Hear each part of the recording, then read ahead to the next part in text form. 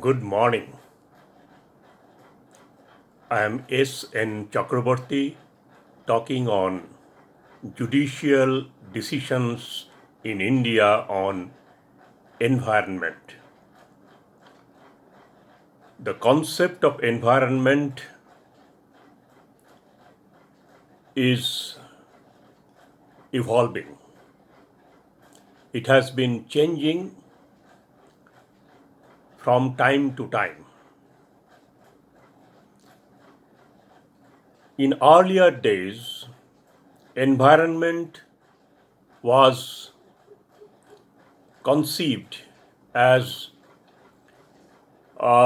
mainly the physical existence of some natural resources. And all environmental debates concentrated upon the stock of natural resources and how to preserve them, how to maintain their quality, and how to make them useful for various needs of society. After industrial revolution started, the speed of development has taken off, and at a very, very alarming speed, it started progressing. In that process, there is huge demand for various kind of natural resources. It required forest resources, it required water resources, it required mineral resources, it required land,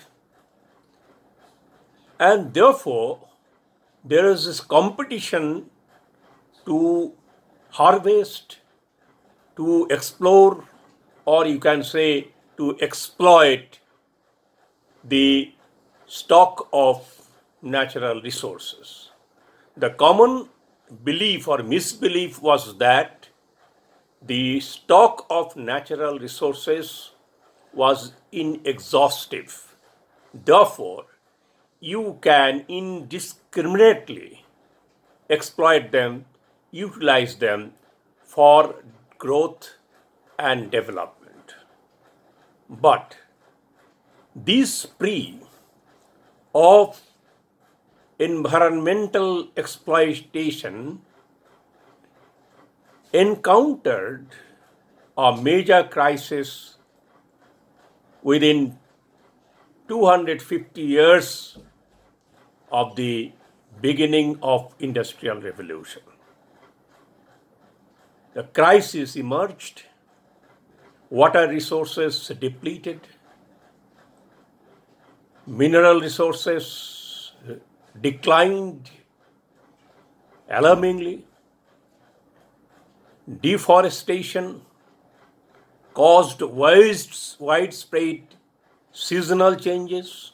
It changed the monsoon pattern, summer pattern, and therefore it has become very costly for livelihood, for public health, for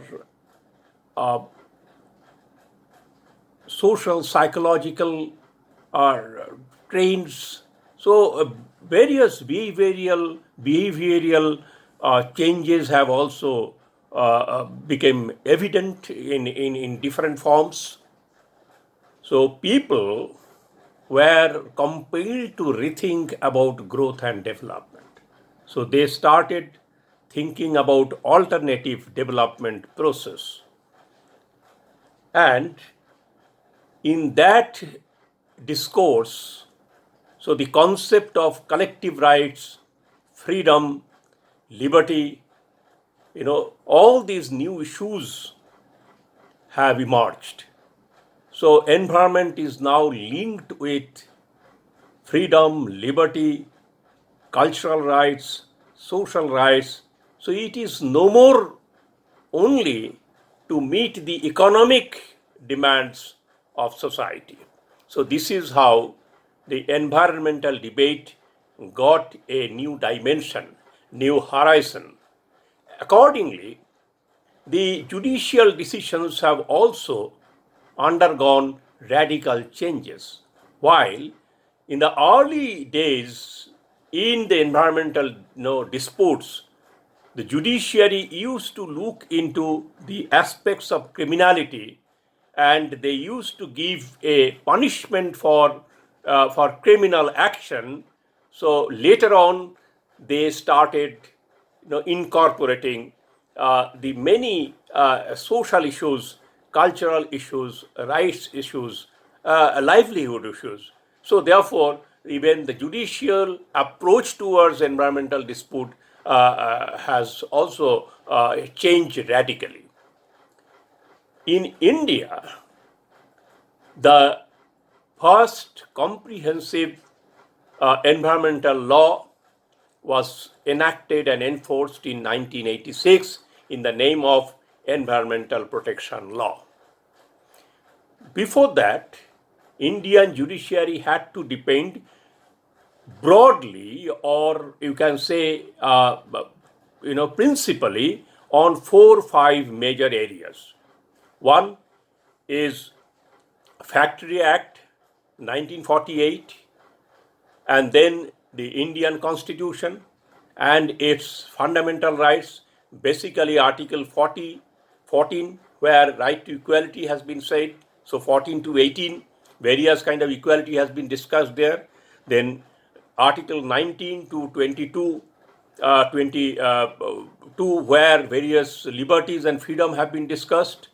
And then Article 32, where writ petition, various kind of writ petitions have been described.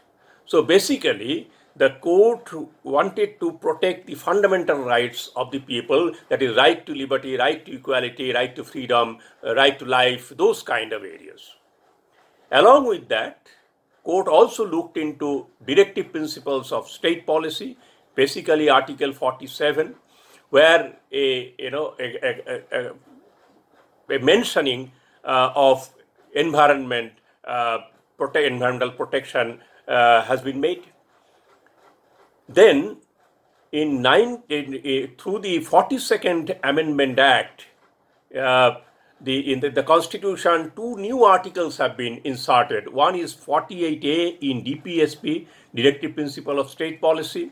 So where the state will now try to see that environmental protection takes place and will take necessary steps towards that. And then 51G has been incorporated in a new section called Fundamental Duty, where even citizens has a duty to protect towards protection of environment has been recognized. During almost the same time, the Water Act 1974 was enacted, and after a couple of years, in 1981, the Air Act has been enacted. So these were the areas on which the courts or Indian judiciary used to deal with on environmental disputes. So during this period, the courts basically are dependent on 3 major principles. One is that polluters pay principle. That means whatever damage has been caused by the polluters, that polluters can be an individual, can be a company, can be state, can be a group, whatever it may be, it will compensate proportionately, proportionate to the damage that it caused. So that is one principle. Second principle is precautionary principle, that court will see that whether adequate precaution has been taken to avoid any environmental damage. And if it is not there, if there are gaps, then court would give instruction to fill up those gaps. So therefore, that court would see that. So what kind of risk or uncertainties or the environment is facing because of various gaps which are prevailing, and how to fill them up. So and how, okay, because of these gaps, various minor and major harms are taking place. So these are the areas, the another principle where court looked into. And the third principle is public trust doctrine, where the court was telling government to take policy, to make necessary institutional arrangements, and see that the resources are preserved and used in a reasonable manner, in a justified manner, not in an indiscriminate way. So this is how the court maintained its position based on these three principles. Now, as I said that during this period, initially court used to wait for the cases to come, and then it took it as a under the IPC also, as I forgot to say, along with that there was Indian Penal Code and Criminal Procedure Code. So they also bring these two what do you call crime related acts to decide the nature and amount of punishment for those who are causing environmental environmental harms. Later on, towards much later, of 1970s, the court started encouraging public interest litigations, and also public interest litigation started knocking the door of the judiciary. And you all know that the advocate M.C. Mehta really did a revolutionary contribution by filing one after another public interest litigations cases before the Supreme Court under Article 32 of the Constitution. And that opened up new debates on environment too. During this period, there is a major case came, which is called Municipal Council Ratlam versus Varidichand and others. It is AIR 1980, Supreme Court 1622. So this is, this case was dealt with. And this is, AIR 1980, Supreme Court 1622. In this case, Supreme Court first time linked the issue of social justice with environment, but basically, the court's focus was how to decide the kind of criminal act it has been done. Therefore, in this judgment, IPC and CRPC hugely present in the entire text of the judgment. And almost at the same time, you all know that there was a major, volume gas leakage in Sriram Industries in Kirtinagar area in Delhi. And that case also came through MC Mehta to the court, though the decision came much later on. But initially, this case also began in the same way as the other cases, that is based on Constitution and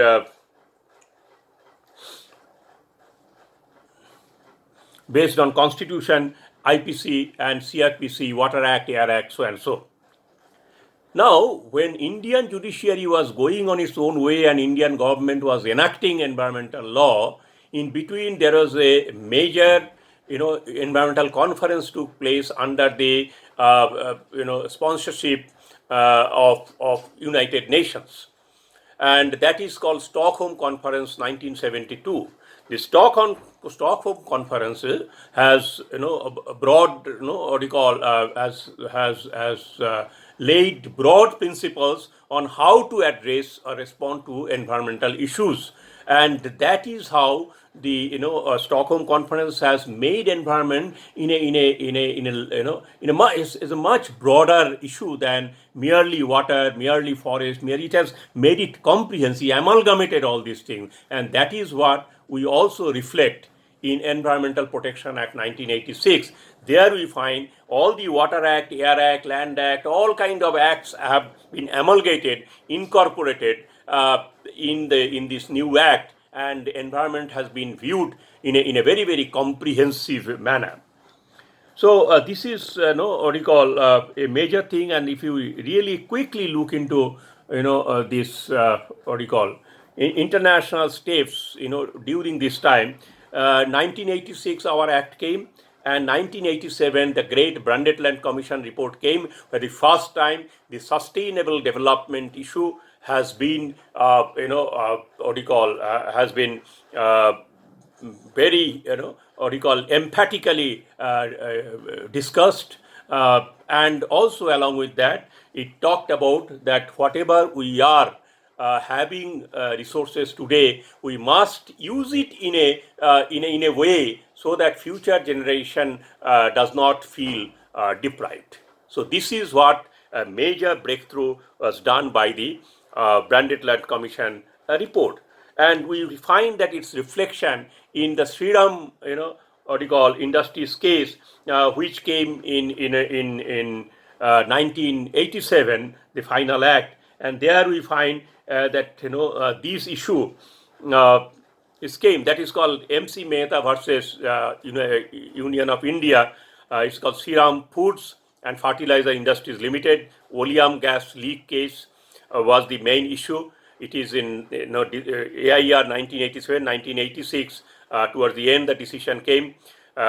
Supreme Court 1086 is case reference citation. But we will see that MC Mehta just almost close to Brundtland Commission report, and by the time lot of international development has taken place, and the main contribution that MC Mehta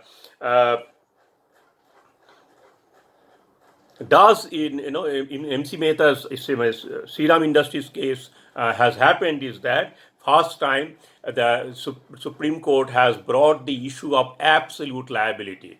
So it has made a shift from the earlier, the absolute liability interpretation of Fletcher, that case, Rayland and Fletcher case, and what it said while in Rayland and Fletcher said that if you bring those things and confine it in your area, now Supreme Court has said whether you have brought it or not, if it exists in your area and that causes what you call damage by what you call through and transboundary impact, even that will invite an absolute liability principle. This is how Indian judiciary has further expanded the scope of the concept of absolute liability in environmental legal dispute. Now, when we are discussing about the Brundtland Commission, let me just quickly tell that after Brundtland Commission, we got Montreal Protocol in 1987 at the same time when Brundtland Commission came, and Montreal Protocol concentrated on ozone layer issue, and the first time the global warming climate change issue that is slightly came through this ozone layer issue, but Montreal Protocol did not go beyond ozone layer issue. It did not really focus on very specifically on climate change issue.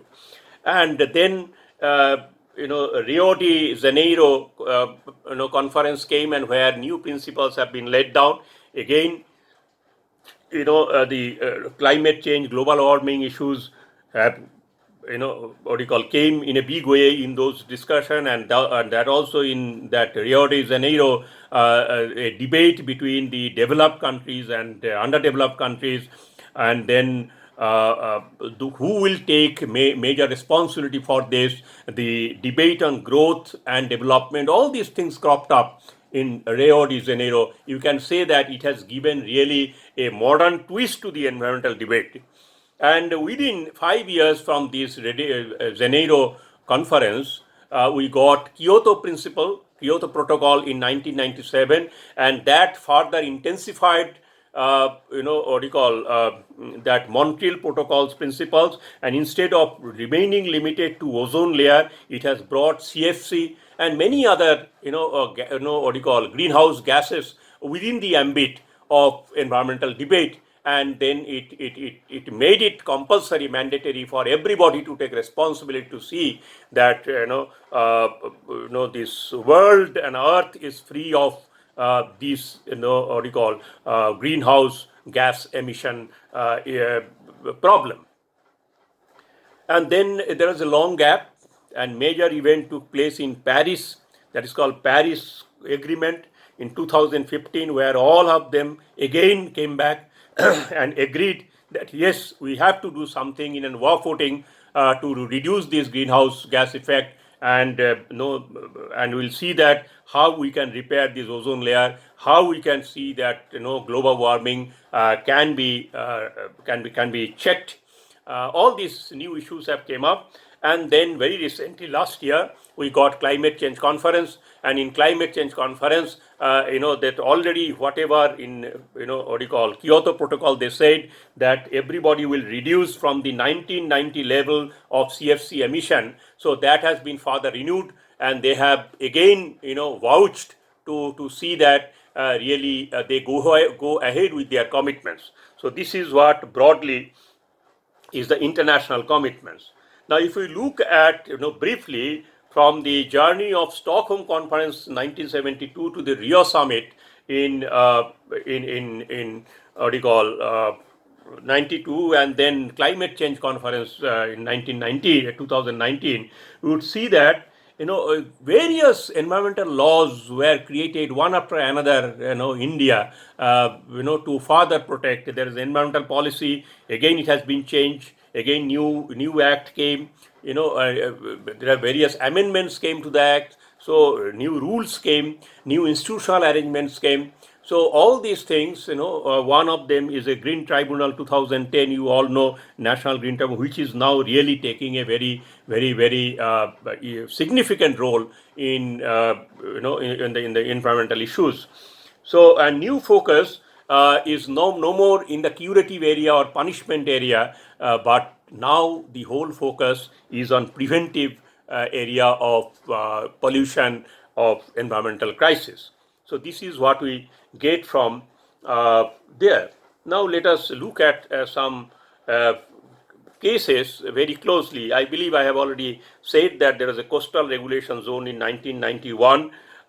Then there is National Environment Policy in 2006, which was earlier in 1980. It has been renewed. And then, of course, the National Green Tribunal. And within that, now after the Environmental Protection Act came, the environmental impact assessment for every project has been made mandatory. And the Central Pollution Board, State Pollution Board are responsible to see that those things happen. So in MC Mehta and URI in Sriram Food and Fertilizer Industry Limited, as I said, the major contribution of the Supreme Court and judiciary was to bring the principle of absolute liability. And immediately after that, in 1988, and by the time Branded Commission is in place, and there that is called Ganga pollution case came up. And the Ganga pollution case has several, judgments through the periods. But 1988 judgment, it says it brought the reference to Article 48A, which was inserted through 42nd Amendment, and then duty 51 AG, and also it says that all the what you call steps you will have to take to see that the industrial effluent are treated, and there should be a clear action plan to free Ganga from pollution. So this is the first time, and what you call direction or maybe order goes from the court on the Ganga pollution issue. And then, almost same time, there is a major case came, that is also very important case, that is called Doon Valley case, or it is, other way it is called Rural Litigation and Entitlement Kendra versus State of UP. Its citation number is AIR 1988, Supreme Court 2187. It's AIR 1988, again you see that after Bandit Land Commission, and there the main issue came that whether because in Doon Valley they used to mine sandstone, and sandstone has silicon, and silicon is required for processing of steel. So therefore, the industrial lobby and government, and they were pleading that if there can be a partial ban instead of total ban, and court almost got what you call ready for a partial ban. And then later on, when the judgment came, by the time Branded Land Commission report also fortunately came up, so therefore court says nothing doing, it should be total ban. So partial ban, it shifted to total ban, and this is what the major change of the case. And it is not only for the forest area, even the semi-forest area where the tropical forest may not be existing, even that has been included under this act for a total ban of what you call sandstone mining. And then a major case came, 1984, Bhopal gas leak case, Union Carbide, and that is not William gas, this is called methyl isocyanate gas leak, and many people died, many people injured, even they have been languishing, in various, problem. Their ordeal is not yet over. I don't know where it will happen, and there the Supreme Court comes very, very, clearly that what you call that state will have to take, and the company will have to take the comprehensive rehabilitation and resettlement package of those who have suffered because of these what you call harmful impact of the gas. And not only that, so criminal liability, absolute liability, or total closure, all these things have been combined in this judgment and in a very unique way. And as a result, the Union Carbide had to wind up its business. And also there was an attempt to shift this case to US, because Union Carbide's head office is there, but that did not sustain. Supreme Court did not accept it, and finally all the decisions have been taken in India, because these things happened in India. So next is Rio de Janeiro case, 1992, Rio de Janeiro principles, and by the time we have a coastal regulation zone that came, that order came, notification came, and there is one after another case. I am not going for all the cases, but one case is certainly Indian Council of Environmental Legal Action, then Vellore Citizen Welfare Forum versus UOI, which was decided in 1966, and this is about tanneries, and people complained about the what you call tanneries effluent, and Supreme Court observed and says that because of that development cannot be stalled, and Supreme Court for the first time said that both development and ecology has to go together, and in this case they said that one cannot sacrifice for the other. So there has to be a balance between development and environmental protection. So this is what the principle laid down in very, very clearly and straightway in Vellore Citizen Welfare case. And then there is in the same line we can see the Delhi Reach case, then Taj Trapezium case. So, and then later on a major case came, that is called Andhra Pradesh State Transport Corporation versus one SP Satyanarayana, and that is reported in AIR 1998 Supreme Court 2962. And in this case, the court said that yes, there is a vehicular pollution and volume of vehicular on the road is increasing. So Supreme Court gave direction for an expert committee formation, and and that the person who will run it, this Bhurelal, was also appointed by the Supreme Court, and to give give a report that how this pollution issue can be minimized. So they asked for a white paper on this, and after that the Montreal Protocol came, where CFC and climate issue came in a big way, and after that we will see that Narmada Bachao movement has come. In Narmada Bachao movement, the first time an environmental audit issue came very clearly, and Supreme Court said that as it said earlier, that development cannot be sacrificed for environment, environment cannot be sacrificed for the development. There has to be an interface between these two. But Supreme Court said that there has to be an environmental audit regularly to see that whether development is becoming harmful on environment, or environment is preventing development to take place. So that kind of environmental audit has to be done in a regular basis. That is what I'm not going about the debatable part of the Narmada case. After that, there is a very interesting case called Bhamika Island case. In Kerala, everybody knows that there is a lot of backwater, and within backwater there are a lot of islands. So this is one of the island is called Vetila Thuruthu, and in Vetila Thuruthu Island there was a resort called Green Lagoon Resort.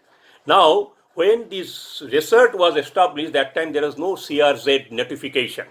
But later on, CRZ notification, when it came, then that area, that is Vetila Thuruthu, was identified as called critically vulnerable coastal area, CVCA area, critically vulnerable coastal area. Now, resort, people went to the court saying that when you establish, this is not done, and this is against the Article 14 and Article 19 of the Indian Constitution, because this came later on, and this is a violation of the fundamental rights of the Constitution. Therefore, these cannot be applied on this island and on us. Supreme Court was not ready to listen, and it decided to close down the resort.